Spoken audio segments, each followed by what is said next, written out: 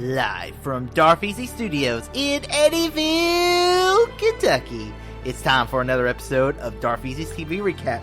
Tonight, the Doctor is more than what she seems. Riker returns, and Hank Strader makes his Better Call Saul debut. Now, your hosts, Darfeasy! Hello, Easy Nation, and welcome to another episode of Darfeasy's TV Recap.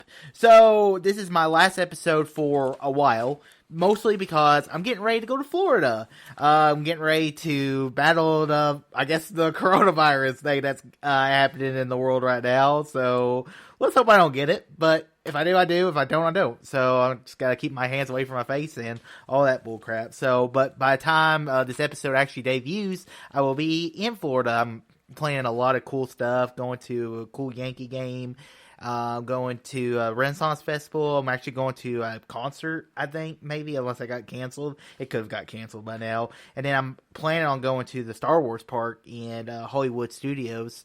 So, hoping to go get me some blue milk and get hooked on some Def Sticks.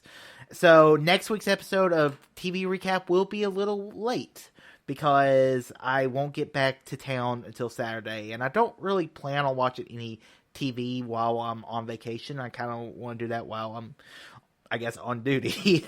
I guess that's the word to use. But, guys, it's, so sorry that next week's episode will be a little late, but it will come out eventually, and yeah.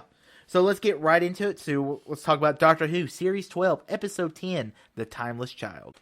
So, this season, Doctor Who, I think it's been pretty decent. I don't think it's one of the best seasons of Doctor Who. I don't think it's been one of the worst seasons of Doctor Who. And what I liked about this episode is they introduced the Timeless Child, or this season they introduced the Timeless Child, and to find out the kind of origins, we find a little bit more of the origins of the Doctor, and her name, even her real name is kind of a, it doesn't mean anything. So it just kind of we find out the Doctor is the Timeless Child, the one who basically created the Time Lords. She came from like an alternate reality thing, and she had this ability to regenerate, and the Time Lords were able to take her DNA and work it into the entire gene pool of the Time Lords. And I liked how so a lot of the stuff they do with this kind of, some people might say it shits on the Doctor Who lore. Other people might say, well, that kind of explains a lot why the Time Lords are so fixated on the Doctor and all this other stuff. So I liked what they did with it, and I liked the moment where the Doctor's stuck in the Time Matrix, and she's trying to overload it with her memories of her past self and so many other memories beyond that. So, I did like parts of that, and also explains the one Doctor from episode 5. I thought that, so it kind of puts everything more in perspective. The companions, they returned back to Sheffield, and they're kind of like, well, the Doctor, is she dead or alive? Kind of reminds me of the Rose episode, or from the first season of Doctor Who finale, when Eccleston tries to leave Rose Tyler behind. So we'll see if the companions are able to hook back up with the Doctor. I've kind of heard 2 of the actors are no longer going to be part of the show after the special coming out this year. I believe it's this year. It might be a Christmas special, might be a New Year's special, but I did like the finale. It's not my favorite season. It's definitely better than last season, but I probably would put it next to last, to be honest with you. So, yeah, let's move on to my favorite episode of the week, and that is Better Call Saul, Season 5, Episode 3, The Guy for This. So the episode it picks off right up where we left off the last episode, where we see that Nacho and the Salamanca character that's working for get Saul to hook up with to try to get Crazy 8 out of jail, basically. But basically their whole idea is to set up Gus, and it's kind of a whole elaborate thing where we saw that little line from the first season of Breaking Bad where we hear that Crazy 8 was a mo for the DEA. So it kind of puts things more into perspective of how he actually became a DEA agent. So that's something I completely forgot about. But as soon as that happened, I was like, oh, I remember that now. That's pretty cool. But this episode brings us to DEA. And that's right, we get Hank Schrader and Steve Gomez, and it was awesome seeing these two guys in the show. As I love those two guys, I loved what they did in Breaking Bad, and I really liked this episode of Better Call Saul. And I like how the end of the episode kind of basically Nacho is meeting with Gus, and they give him a draw points of information, and the one guy's about to let him on the info, but Nacho says, if you want him to trust me, you're gonna have to lose some money. And Gus is like, I gotta play the long game. I don't like it, but I gotta play the long game. So overall, this was a good episode of Better Call Saul. Let's move on to Black Lightning, Season 3, Episode 15. Book of War, Chapter 2. Wow, I can't read them. Freedom Ain't Free. This was an interesting episode. This is the calm before the storm. We kind of find out more of the history of Gravedigger. We find out that Gravedigger is a great uncle to Black Lightning, and that his gene pools is why the Pierce family is so resilient, why there's the only stable metas in Freeland. So it makes perfect sense. But it's basically the calm before the storm. That's really all I want to say about the episode, because it was a decent episode. Also, Painkiller finally gains control of Khalil. So we'll be curious to see what happens after that. Let's move on to Survivor, Season 4, Episode 4, I like Revenge. So this episode of Survivor, basically, there was a good Ethan moment. I mean, listen, the Edge of Extinction, it has its goods and bads. Personally, I would rather see more gameplay and more life at camp than I would seeing them carry a log. It was a great Ethan moment. I'm not taking away from Ethan, because that man has battled through cancer. He's battled through a lot of stuff to be able to be on Survivor. But it was a great little moment for Ethan. But I love the stuff at the camp where Sarah and Tyson, and Tyson's like, you want to smell my clam breath? And you're just like, damn it, Tyson. And I love the gameplay of it. Tyson's like, yeah. And everyone is so good at this game. And like the person who plays like Yule, he's like, yeah, that sounds good. Yeah, we'll do that. And it just shows how good of a game player Yule Kwan is. And then you also have Tony, who's like, if I keep Tyson alive, Tyson's always going to be a bigger threat to me. So do I keep him as a bigger target? But ultimately, they couldn't convince Sandra. Sandra's like, I'm the queen. The queen says Tyson goes. I understand where Sandra's coming from, but it makes sense to get rid of Tyson. It's sad to see him go, but we'll get to enjoy him all season long, I guess, on the Edge of Extinction. Let's move on to Riverdale, Season 4, Episode 15, Chapter 17, To Die 72 to die for. So this episode basically says the thing I've been saying for as long as I've been doing this recap podcast, is that Jughead's alive. Is anyone really shocked? I don't think they are. But it was cool. It's cool seeing Jughead alive, because I like the guy who plays Jughead. I mean, I knew he wasn't going to be dead. I mean, it just makes sense that, I mean, it's a teen show. I mean, maybe he'll die at the end of the season, but it made sense. But I liked how they're all like, we'll fake an affair between Betty and Archie, where we're like, okay, if Jughead was really alive, there's no way they two will hook up. So it's a perfect little smokescreen to tell people, Jughead's definitely dead. So I did like this episode of Riverdale. It was very interesting. I'm curious to see how this ends. They do find something out about Donna, and Brett admits that they killed Jughead. So I'm curious what's going to happen next. Let's move on to Young Sheldon, Season 3, Episode 17, An Academic Crime and a More Romantic Taco Bell.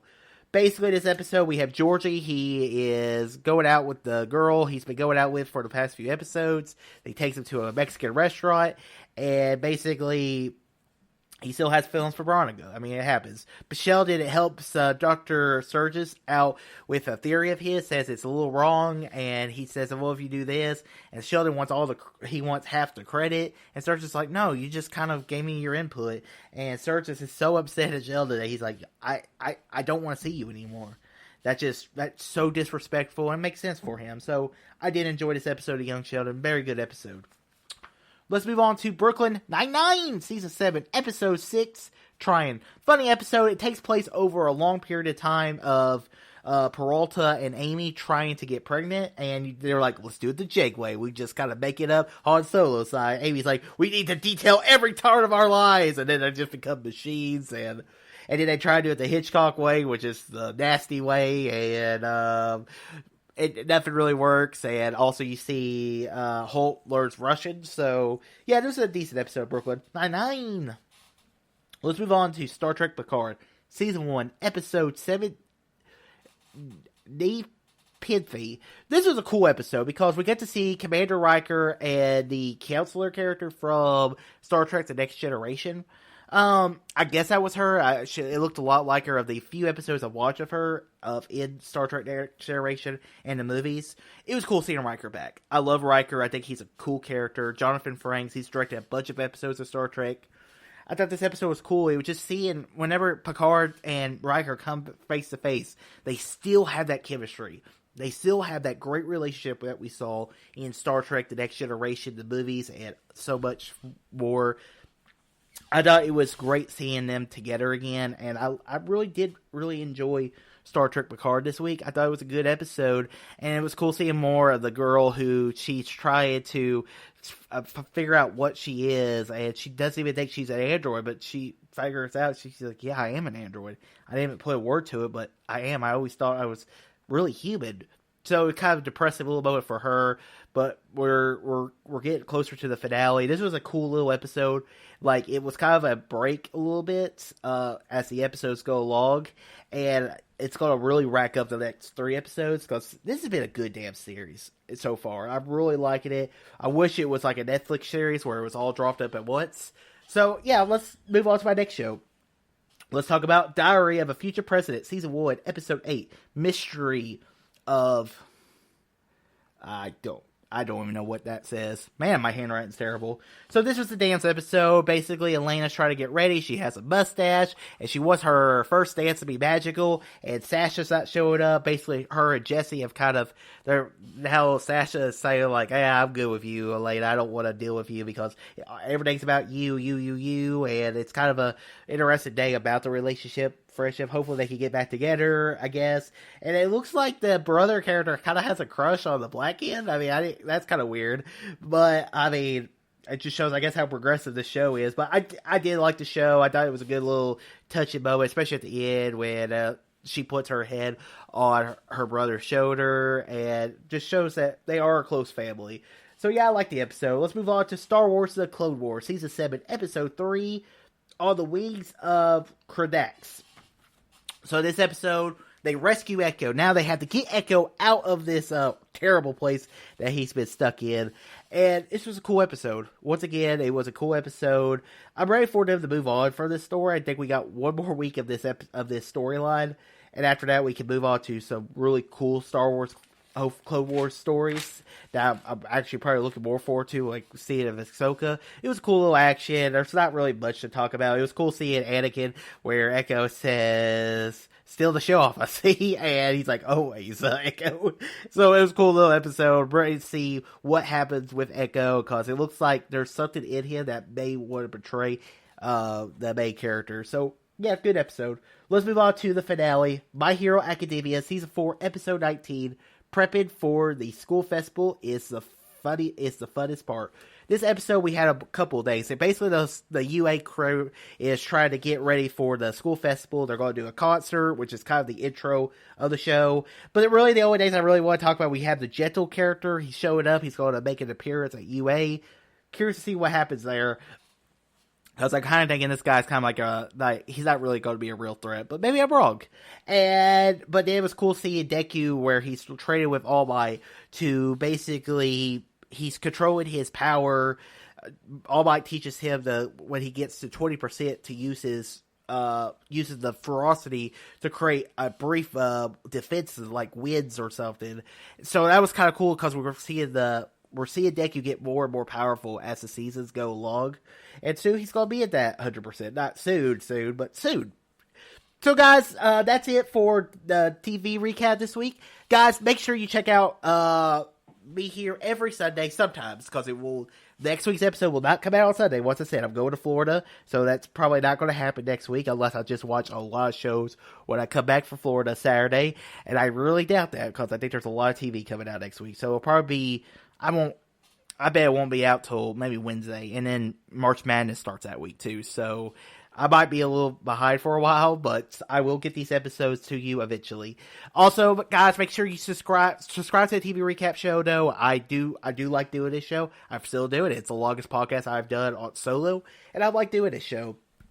Also, subscribe to the Easy K Show. That's a show where me and Rainy Cage, we break down the latest topics in movie news, TV news, and everything. This week on the Easy K Show, we're breaking down the top 10 we're doing the top 10 sports movies from, Remember the Titans to Rocky to Warrior. There's a lot of good sports movies out there. We're doing it in honor of The Way Back, which is a Ben Affleck movie, which I hope to get to see at the theaters. And I actually finally got to watch the movies. Unfortunately, I didn't get to upload them. So I'll get those out eventually. Oh, my life. But guys, also subscribe to my YouTube channel. I have movie reviews, TV reviews, other days coming in the pipeline. And guys, until next time. And I hope everyone stays safe from this coronavirus, because it could get bad. It could get not, but this could be the way the zombie plague begins. But guys, until next week, all too easy.